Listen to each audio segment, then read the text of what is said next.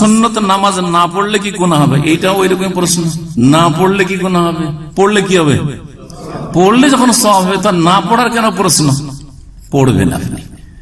তবে যেই ব্যক্তি ফরজ আদায় করে, ওয়াজিবগুলো আদায় করে আর হারাম কাবিরা থেকে বাঁচে, সে 33 থেকে 40 মার্ক পেয়ে পাশ করে নেবে, এটা জেনে রাখেন। এখন স্কুল কলেজে যেমন ছাত্র ছিলেন তেমন আপনি আল্লাহর কাছে হইতে চান নাকি?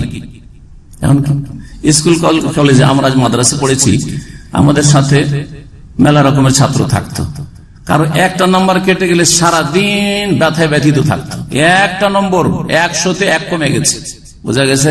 এমনও ভালো ছাত্র ছিল। আবার কিছু ছাত্র যেদিন 33 পেয়ে গেছে, বলছে কাজ হয়ে গেছে, পাস করে নিয়েছে, কাজ হয়ে গেছে, আজকে পাস। জি হ্যাঁ, ঠিক না? ওর মাথার ব্যথা আমি 33 পাবো কিনা। তা আপনি কোন মার্কা মুসলমান আপনি চিন্তা করেন। যদি মনে করেন আমার 33 দরকার জান্নাত যাওয়ার জন্য, তা আশা করি আপনি ফরজ 17 রাকাত নামাজ পড়লে আর তারপর বাকি ফরজ, শুধু এই নামাজ দিয়ে জান্নাত নয়, বাকি ফরজ আখলাক আমলে, তার আগে আকীদা ঠিক থাকতে হবে, যাকাত ঠিক আছে, রোজা ঠিক আছে, হজ ঠিক আছে, আর তারপরে আপনার হারাম কাবিরা থেকে বেঁচে আছেন। সাগিরা গুনাহ অল্প স্বল্প থাকলেও নেকির মাধ্যমে না, কিন্তু যদি সাগিরাই ডেলি যদি 10টা 20টা 50টা হইতে থাকে, সেটা আবার কাবিরার আকার ধারণ করবে। এগুলো চিন্তার বিষয় রয়েছে।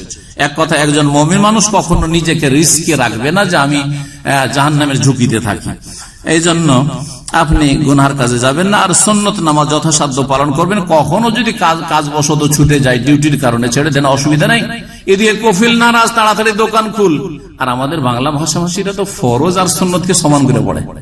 এর সাথে 17 যদি পড়েন তো কফিলে তো 12 বাজিয়ে দিবেন দোকানে যাবেন, ঠিক কিনা?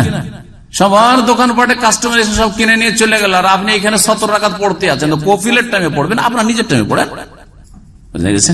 জি।